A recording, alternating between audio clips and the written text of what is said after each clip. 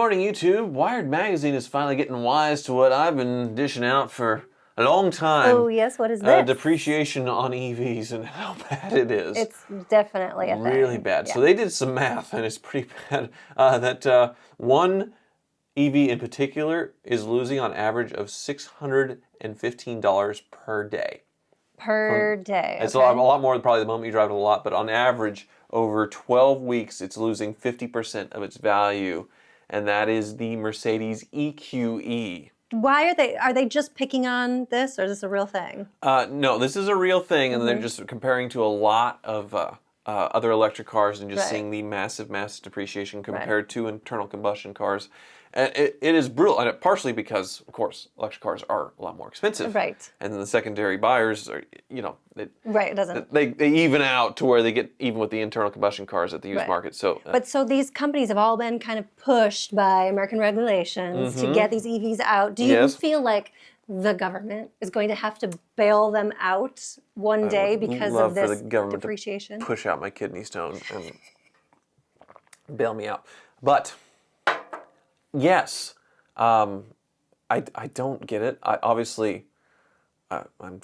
These companies are losing so much money. Right. Well, and then the consumers themselves, which a lot of them are just leasing it. So then, again, the manufacturer is losing so much money because in order to get these leases, they have to have some sort of a residual. Because a 3-year lease, they'll say it's worth 70% of its value or 60% of its value in 3 years, and then it's worth 30%, and they're losing their butt. Right. So Wired has their own little explanation here. It says factor in even higher cost electric cars, like I said, and their optional extras, plus the omnipresent concerns of EV range and charging infrastructure. Then look how quickly EVs are improving with every facelift, with new models gaining extra range performance and charging speed over their predecessors, and soft residuals are bound to occur. So yeah, we're in the iPhone 3G era of EVs right now, and in a few years we'll be in go back and try and work a 5-year-old iPhone. You're like, whoa. No one wants to buy, what is it on the iPhone, 15 out now or 16? Whatever no one wants to buy yeah. an iPhone 10, so that completely makes sense. As they say, consider too how many of the EVs grabbing depreciation headlines right now are examples of first-generation technology. The Porsche Taycan, the Audi e-tron, the Mercedes EQ families are all first attempts by legacy manufacturers caught napping by Tesla, and more recently by a slew of low-cost, state-backed upstarts from China. Right. China. They are the original non-3G iPhones. You see, I said, okay, yeah, everybody says that. Well, it makes sense, and it's interesting because cars have always been coveted, in the past, as far as you're still able to drive them, you're still able to work on them, and now cars are turning more into technology and not a car anymore, I feel like, and that's what the same with our computers. You're not going to buy, when this laptop, finally eats the dust, you're not going to want to get an old or a similar age laptop. You're going to get a brand new one, and that's now the same with cars. See, something would always break on my laptop, and then I buy a new one, and then I'll fix the old one, or I buy the new one and then wait for the old one to get fixed, but then I never use the old one. So, we just threw a pile of laptops in the dumpster. But it's the same thing with cars now, and it's just a completely different generation. So I thought I'd do my own research just to see, and I have access to Manheim, which is the largest wholesale auction network in the U.S. They sell 100,000 cars maybe a week, something like that. They have locations in almost every state. Yeah. So they have their MMR, Manheim Market Research, and their average auction value. So I wanted to see how bad they were talking about. So like the Mercedes EQS 580 4MATIC, $127,000 MSRP, and I'm putting in a 1-year-old car. Right. And the depreciation, the MMR range. So this is trade-in or what it would sell wholesale at auction. So a lot of times the dealers will bid a little bit back of what it would sell for at auction, just in case they want to dump it at auction. They still make a little bit of money if they're bidding on the trade. Right. So their range is $65,000 to $73,000. So yeah, 1 year, they're right. Half its value gone.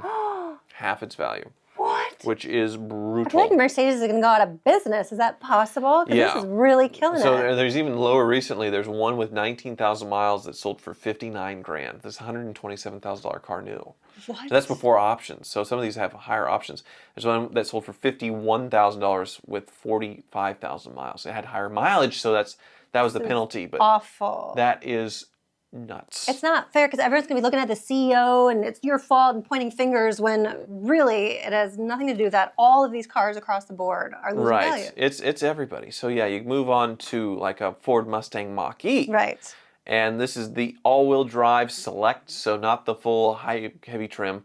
Their MSRP is $43,495. Not bad. They recently lowered their prices to make them more competitive, but yeah, 1 year, the MMR, so the wholesale value, Right. $27,500. So just pretty. Not as bad as the Mercedes, but Well, yeah, but percentage-wise, it's still pretty high. So yeah, most recently, on 15,000 miles, sold for 25 grand. this is rough. And that was What's that was last happening? week. That was 3 days ago. Have you ever seen something like this happening with the car market ever? Well, I mean, back in the olden days when cars only lasted about 3 to 5 years before they Right. rusted out of the motors shelled, before 100,000 miles. This was the normal. You go look in the old magazine clippings, and they're $3,000 cars new, and then 3 years later they're $100 cars. They're $500 cars. But that's just because they weren't built to last, which kind of seeing that a little bit here, at least in my opinion. So Audi e-tron GT sedan premium plus. That's the one that Ed Bullion got that sweetheart lease deal for I think $400 a month. Same with our friend Rob Santori. Right.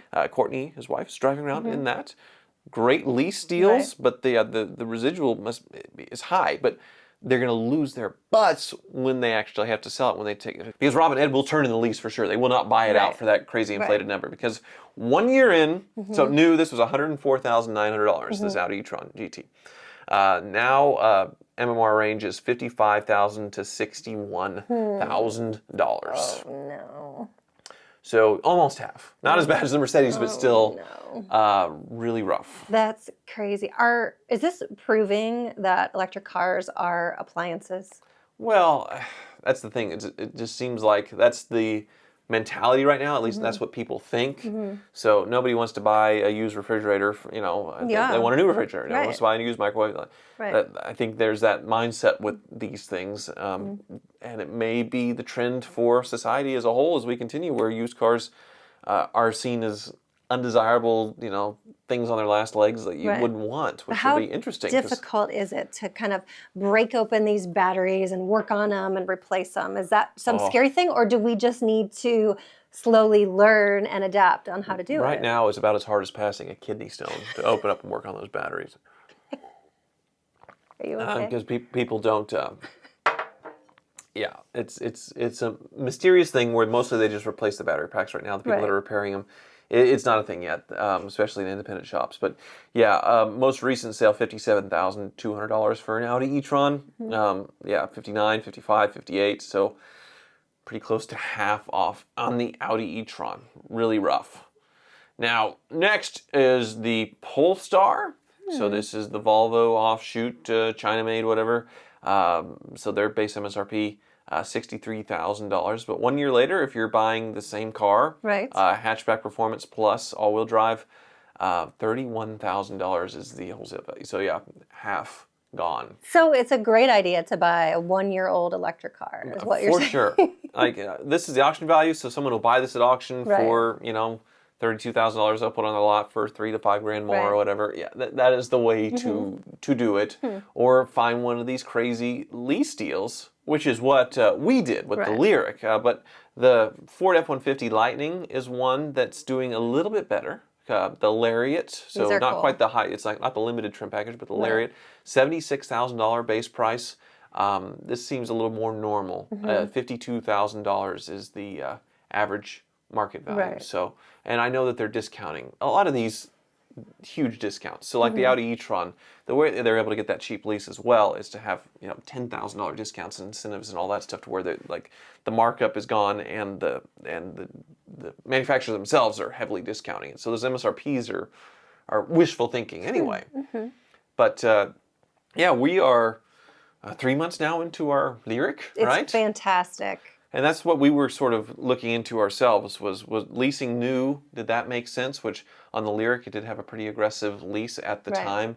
But then a 1-year-old Lyric popped up and bought that for $42,000 and it had $70,000 MSRP. Well, it feels like $100,000. Well, like an $80,000 car with all the tricks and the bells and whistles and how smooth and everything works well. It's a little buggy sometimes. Yeah. So the people who said I'm anti-EV are not like, we're driving every day in a Cadillac Lyriq and we love it, but there's just a lot of downsides right now.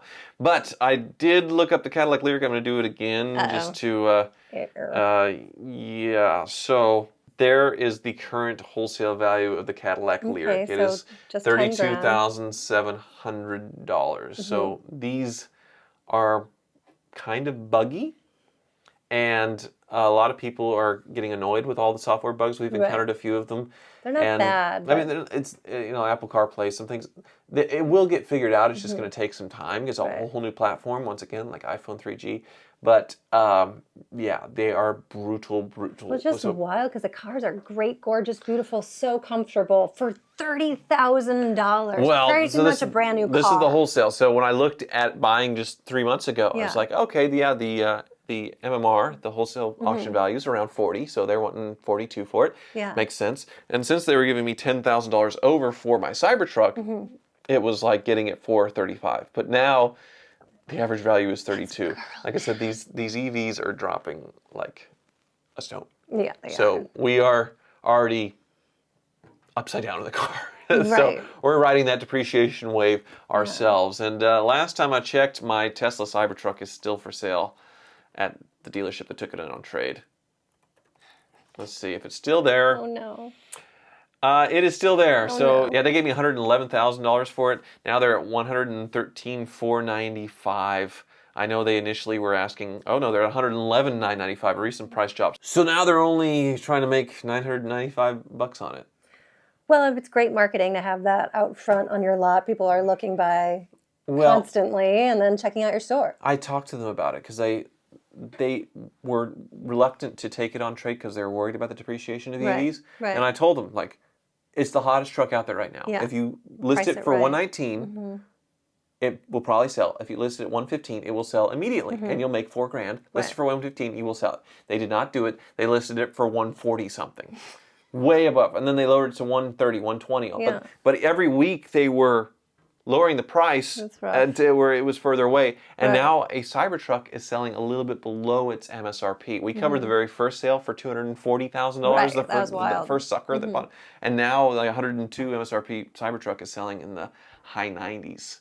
So is there a way to see which electric car is depreciating the least? Which is the best buy? Wired said that it was Tesla, and Tesla Model 3 only had 40% depreciation. Okay. So there you go. The Cybertruck obviously isn't depreciating that much because it was so far above. But yeah, I do feel a little bad for the dealership that bought my Cybertruck, but they didn't listen to me. Well, maybe they want it out there for marketing. I suppose. Thank you so much for watching.